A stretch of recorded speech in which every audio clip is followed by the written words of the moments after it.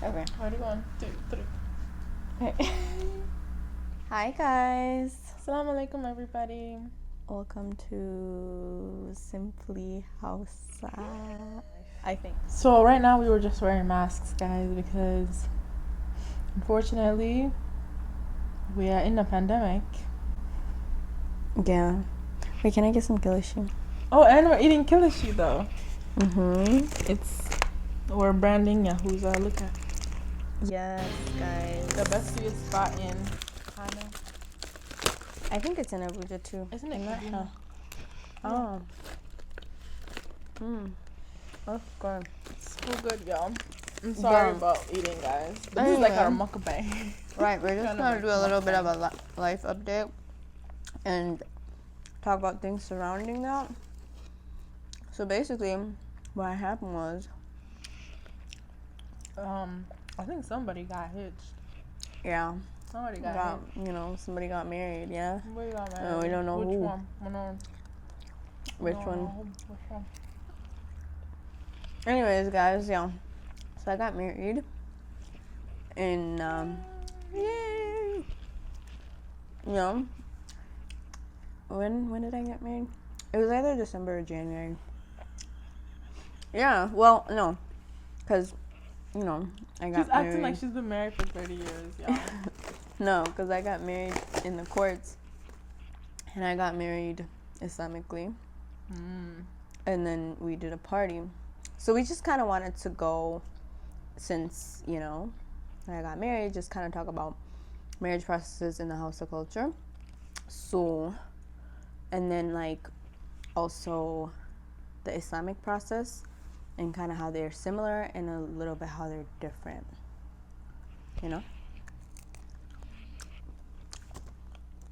right? Yeah. Talking about Islamic marriages, how did yours go? Right, so at first we were actually going to do, both combined, like the Hausa type of marriage and the, nikah, which is how usually Hausa people get married. Usually the nikah is the daurang aure, and usually only men go to that, which is essentially what happened for my wedding. But we were gonna go to Nigeria and have a nikah and a celebration.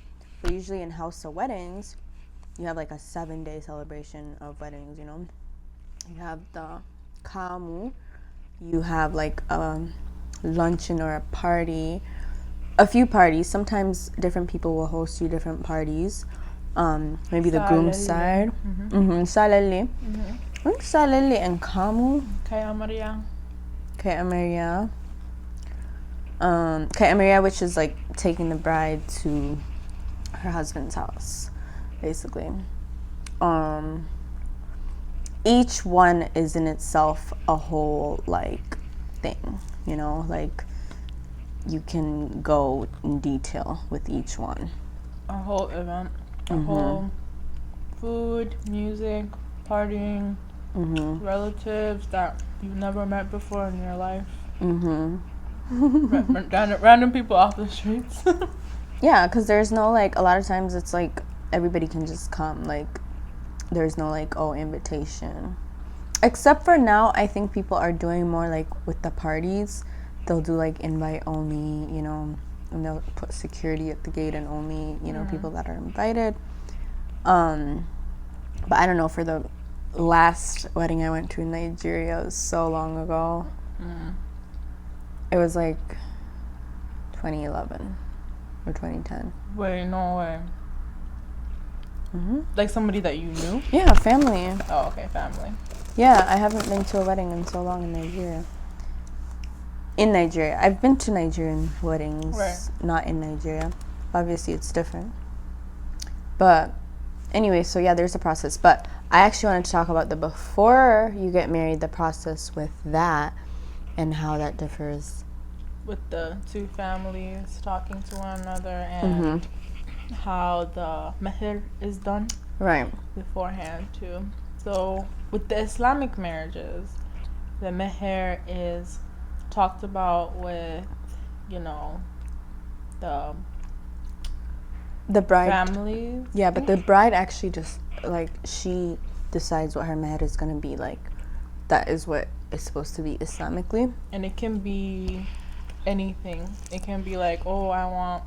Isn't that like there's two, right? The first one is just the beginning one, and then the second one is a lifelong thing that you keep I don't giving know. it to her. That's what I searched up. No, actually, That's what I found. I out. just found that I was watching Honesty Talk, and they were talking about it, and it can be the lifelong one. Okay. So like it can be like however much he makes a year, you like divide it by 2 or something like that, or however much he makes a year, that's your meher. Some people can do that, and some people will just say, you know, they want an education, they want right, or like the sunnah, like the sunnah amount, you know. So I think, you know, in Nigeria, really it's the men that talk about these things. Like the woman doesn't really have a lot of a say in, you know, what her meher is going to be, but you know, they put that on the wali to like fight for her best interest, you know, kind of thing. But Islamically, it is up to the woman to say how much it's going to be. But the way that that differs with the Hausa culture, so meher is, it's like we have to explain that. Dowry, basically, that a man gives to a woman when they get married, and it's her money essentially. She can do whatever she wants with it. You know, she can donate it, she can keep it, she can start a business, you know, give it to her family if she wants. Can give it to her family. Buy gold. Some people, they're given in gold. Yeah, I know in like Somali culture that's what they do. They give gold. They keep gold for a while. But talking about what's with the suitcases? Oh yeah. Yeah. Okay. So in the Hausa culture, do you remember growing up, like what that was like? Yeah. So when there would be a bride. It would be the bride, and then she would have a bunch of suitcases brought to her from the groom's side of the family, and it would be just suitcases filled with, you know, jewelry, clothing, you know, scarves, perfumes, bags. Oh, I remember the bags and the shoes. That was like a thing, to have the bags and the shoes. And it wouldn't be just one suitcase. Sometimes, you know, if he's a little baller, you'd be bringing all those suitcases. Like, this one has this one has this. This one's filled with this one's filled with this. Kind of tampa only. Right, and the thing is, like, it would be displayed. So, like, the groom's family would bring it, you know, to the woman he's gonna marry. So actually the process is, okay, first he asks for her hand, and then, which is like mungani manaso or something like that. And then so once that happens, let's wait till okay. Once that happens, then the families start talking, and then I think the next process is when they bring, you know, and then decide, asarana. Okay. And then in lokacin sarana, I think that's when they do the kayan lepe. Yeah, then they do the kayan lepe. And kayan lepe is the suitcases that we were talking about. Right. But okay, essentially, yeah, the groom's family basically buys her different things, and puts them in suitcases, but based on like her preference, you know. And yeah, because I live here, I opted to just not have that process, but instead I be given the money for me to purchase those things for myself. Over here. Over here. Too much wahala. Right, of moving stuff all over, you know what I mean? So that's one part of it.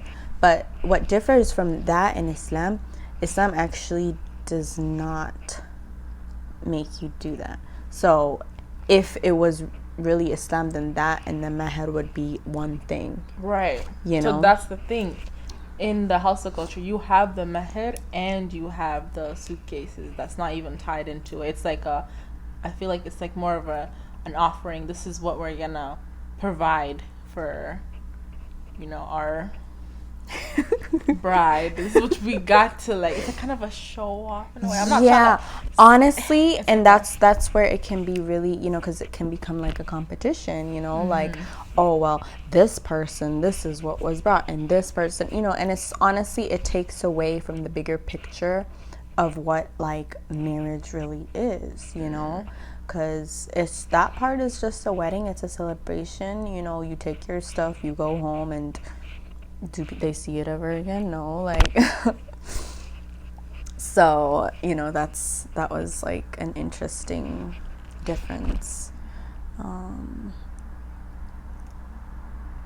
But yeah. And also, when you were talking about during the nikah in the Hausa culture, you can have like all the men do it. But then, in the Islamic way, you just have witnesses, right? So well, essentially, it's still in the men's section of the masjid. Remember, we had witnessed one? Oh, yeah, we had. And actually, the woman was downstairs, but she wasn't, like, up there because she had her representative talk on her behalf. So it's kind of done the same way. I think the difference is in the Hausa culture, it's like, yeah, no woman should even go. It was like a lot of men. Right. With hers, we got to see it through Zoom, and it was just a lot of men, and honestly, I don't think women would even want to be in that space because it's kind of just, a lot of men, and we do have, like the Hausa culture does all the other celebrations. Like women have their own celebration too, where it's like the salali. That one is usually all women. Right, which is like, putting on henna, kamu. I sometimes don't know if it like kamu to salali is like the same thing, because sometimes they're used interchangeably, but salali is essentially like henna, so like getting ready, getting yourself dolled up and all that. And then kamu is like when they come to catch the bride. Okay. Yeah, see, a kamuta. Yeah. And then, yeah, which we didn't end up really doing all those things. I was like my aunt was trying to explain it to me. It was like the groom side of the family is gonna negotiate with the bridesmaids basically to try to find a price for them to talk, or for him to, I guess, see her, or yeah. So it's like a fun little part of it's just because probably back in the day, that's how they did it. Yeah. Nowadays, it's so with Islam, you just kind of incorporate Islam into the culture, right? Yeah, it's all interesting stuff. And if you have any questions, in kuna tambayoyi ku tambaye mu, mun dai muku dai da turanci so da wanda ba su gane ba. Amma in akwai Hausawa da suke so mu ringa yin Hausa more, ku gaya mana. Za mu iya. Mun san ba ma zuwa kan channel din nan sosai, amma dai muna so mu fara zuwa. Mun fara muku magana sosai. Oh, I wanted to mention also that sometimes in some traditional Hausa weddings, you will see like the women and men, they're completely apart. So that's like they're trying to uphold like the Islamic values of not having the women and the men in the same, I guess, vicinity. They don't want to mix. But a lot of the times, the Hausa weddings are like mixed, and it's like I think some people choose not to have them mixed. Actually, cool.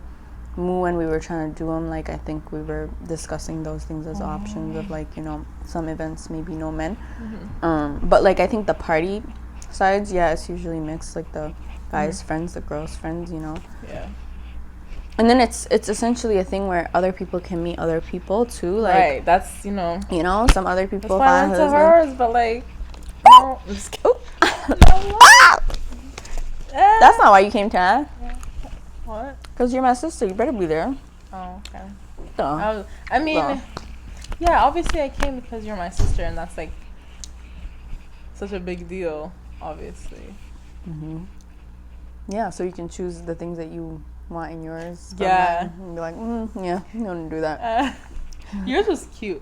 Because honestly, time of Corona right now, I don't know, a lot of people are doing smaller weddings, probably, and hers was really intimate, small. It was very small. And, honestly, I felt like it was better that way, because doing a big wedding can be really stressful. You know, even the small one that we did, honestly, like, you know, there were times where I was like, oh, this is stressing me out, you know. And if we did it in Nigeria, for sure it would be very stressful and like big. And but yeah, it's, you know, the weddings are fun. Yeah, in Nigeria the women wear different outfits. Even for one event she'll wear like 2 different outfits. So like, imagine a week full of events, some days you wear 2 outfits, like, you know.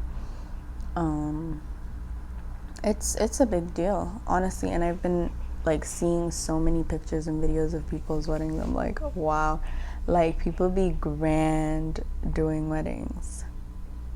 Yeah. That's what you want. Yeah. Each his own. Right, for literally. sure. No, I love it. Right. Anyways. Okay. Salam alaikum. Keep safe, you guys. Yeah, please stay safe. Eat healthy. Work out. Bye. I'm gonna do the